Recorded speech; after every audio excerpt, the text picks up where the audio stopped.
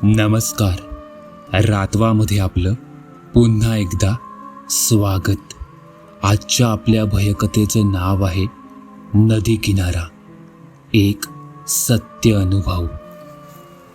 मी सुमित. माझं अख्खं बालपण आणि आता हे तारुण्य गावातच गेलं. गावात अनेक चित्रविचित्र अनुभव माझ्या वाट्याला आले होते, पण भूताकिताचा अनुभव तो मात्र अजूनही माझ्या गाठीशी नव्हता. त्यामुळे मी गावात संध्याकाळी रात्री बिंदास फिरत असे. पण एके दिवशी तो भयावह अनुभव माझ्या वाट्याला देखील आला. तुम्हाला ऐकायचा आहे तो अनुभव? चला तर मग सुरू करूया माझा सत्य अनुभव. मी गावामध्येच राहत असे.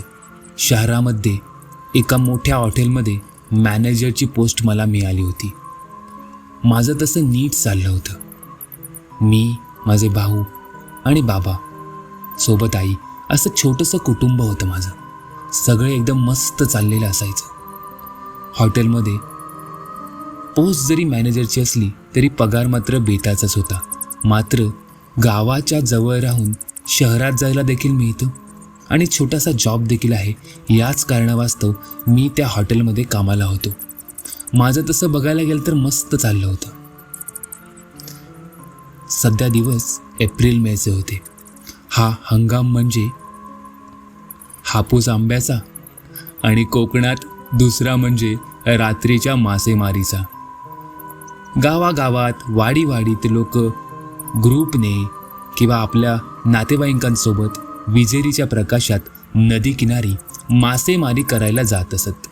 आमच्या गावात तर खाडी होती. या खाडीमध्ये वेगवेगळ्या प्रकारचे चविष्ट मासे, खेकडे मिळायचे. दरवर्षी मी, बाबा, माझे भाऊ असे मिळून मासे पकडायला जायचो. यावर्षी देखील आम्हाला चांगले मासे मिळाले होते. परंतु तो दिवस होता अमावास्येच्या आधीचा दिवस. तसा मी मुळातच हट्टी होतो. त्या दिवशी माझे बाबा आणि माझा भाऊ बाहेरगावी गेले होते. घरात मी एकटाच होतो. नुकतीच अमेझॉनवरून मागवलेली डोक्याला अडकवायची विजेरी मी खरेदी केली होती आणि त्या विजेरीचा उपयोग कधी करायचा हा चान्स मी शोधत होतो. आणि आईतं त्या दिवशी तो चान्स मला मिळाला होता. मी आईला सांगितलं आणि नदी किनारी एकटा जायला निघालो. डोक्याला माझी विजेरी अडकवली, कमरेला माझी पिशवी अडकवली आणि हातात मासे पकडायचा पाक घेतला. आईने जाता जाता मला सांगितलं, बाळा, उद्या अमावास्या आहे रे. आजचा दिवस नाही गेलास तर चालणार नाही का? आई, मला काही होत नाहीये. एवढं वर्ष मी नदीवर जातोय. काही झालंय का मला? तू बिंदास राहा. हे मासे मिळाले की परत येईन. असं आईला मोठ्या फुशारकीने सांगून मी नदीकडे निघालो. डोक्यावर बांधलेली विजेरी चांगलीच प्रकाशमान होती. मी नदीत पाऊल टाकलं आणि मला जाणवलं की एरवी बॅटरींच्या प्रकाशात उजळून निघणारी नदी आज मात्र काळोखाने जणू काही तिला घेऊन टाकलंय अशा प्रकारे शांत होती. वाऱ्याची चाहूल देखील नव्हती. मिट्ट काळोखात नदी दिसत देखील नव्हती. मी हळूहळू विजेरीच्या सानिध्यात मासे पकडायला सुरुवात केली. आमच्या नदीची रचना अशी की नदीला अनेक काठ असतात.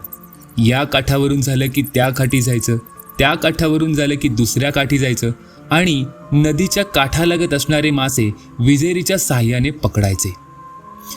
ही आमची पद्धत. हातामध्ये पाक तर होताच. त्या दिवशी मला एकही विजेरी दिसली नाही.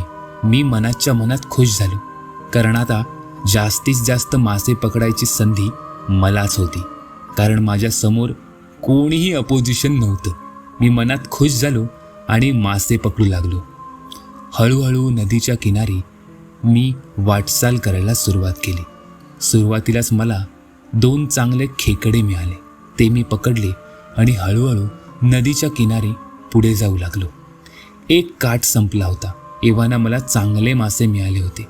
परंतु आमच्या गावातील स्मशानाच्या समोरचा जो काठ आहे तो खेकड्यांसाठी प्रसिद्ध आहे. मी तेथे जायचं ठरवलं. माझ्या मनात कसल्याही प्रकारची भीती नव्हती किंवा अमावास्या आहे हे देखील माझ्या मनात नव्हतं। मी आंब्याच्या राईतून मार्ग काढत त्या काठाकडे जायला निघालो। त्या काठाकडे जाण्यासाठी आंब्याच्या राईतून एक प्रशस्त वाट होती आणि एक गेट होता। गेट ओपन केला आणि मी स्मशानाच्या समोरच्या काठावर उतरलो। त्या काठावर देखील अनेक प्रकारचे खेकडे आणि मासे मला मिळाले। मी मजल दर मजल करत हळूवार पुढे जात होतो। इतक्यात एक मोठा मासा मला दिसला। मी त्याला पकडायला खाली वाकलो आणि समोर पाहिलं तर माझ्या डोळ्यासमोर 2-3 छोट्या दगडांचा वर्षाव झाला। ते दृश्य पाहून मी हबकलो। मी तसा स्तब्ध उभा राहिलो। इतक्यात नदीच्या मध्यावरून काहीतरी चालत आपल्याकडेच येतंय असा भास मला झाला। मी तडक विजेरी त्या दिशेने वळवली आणि पाहतो तर काय, माझ्या काळजाचा ठोका चुकला। माझं हृदय जणू काही बंद पडते असं मला झालं। एक अधांतरी तरंगणारा हात माझ्याच दिशेने येत होता। हा अनुभव मला नवीन होता आणि थक्क आणि बधीर करणारा होता। मला काहीच कळत नव्हतं। मी सुन्नपणे उभा होतो। इतक्यात तो हात पाण्यामध्ये अदृश्य झाला आणि सरकन माझ्या पायाला काहीतरी मला जाणवलं। मला कळून चुकलं की तो हात माझ्या पायांना स्पर्श करतोय। इतक्यात माझ्या पायात बांधलेल्या काळ्या दोऱ्याचा त्या हाताला स्पर्श झाला आणि नदीचं पाणी फाकवत तो हात होता त्या जागी निघून गेला। मी जाणलं, मी जो माझ्या पायात धागा बांधला होता त्या धाग्यामुळे मी जरासा बचावला होतो। एव्हाना मला थोडीशी शुद्ध आली होती। मी त्या भंगी अवस्थेतून बाहेर आलो होतो।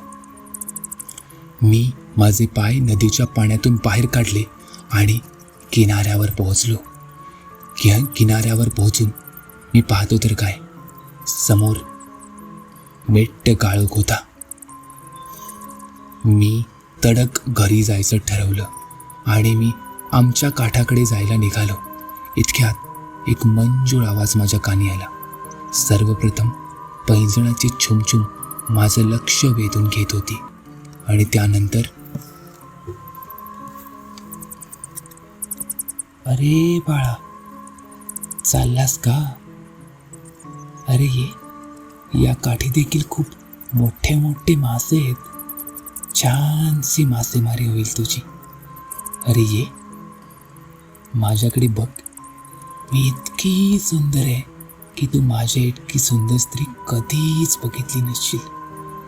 घायाळ होऊन जाशील। एकदा फक्त माझ्याकडे बघ।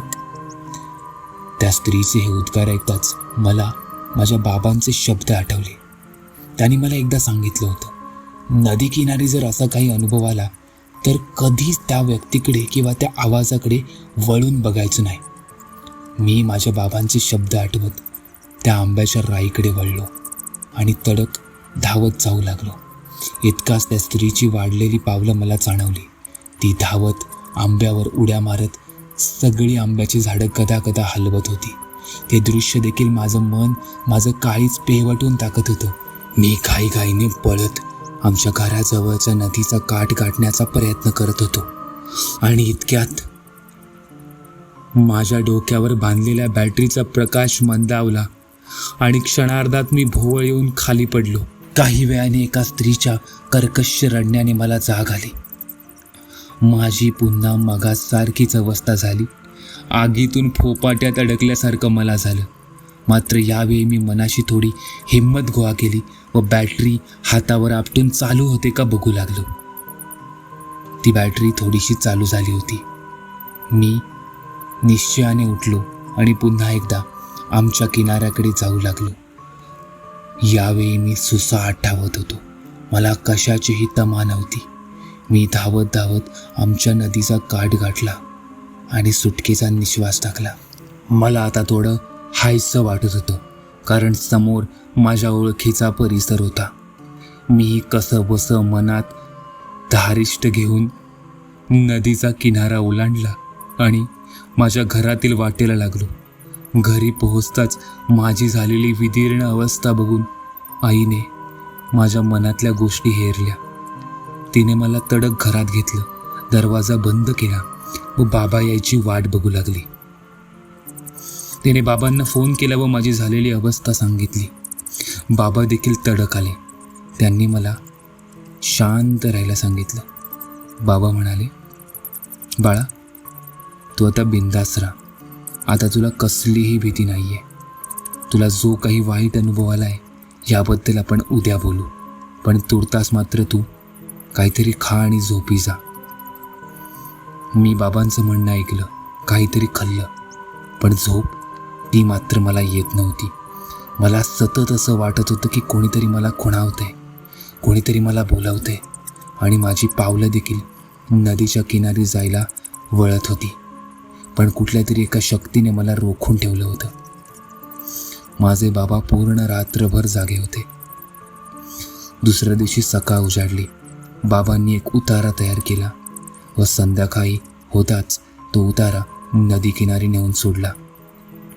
मी घडलेला पूर्ण प्रसंग बाबांना सांगितला. यावर बाबा म्हणाले, ती नदीतील चेटकीण आहे.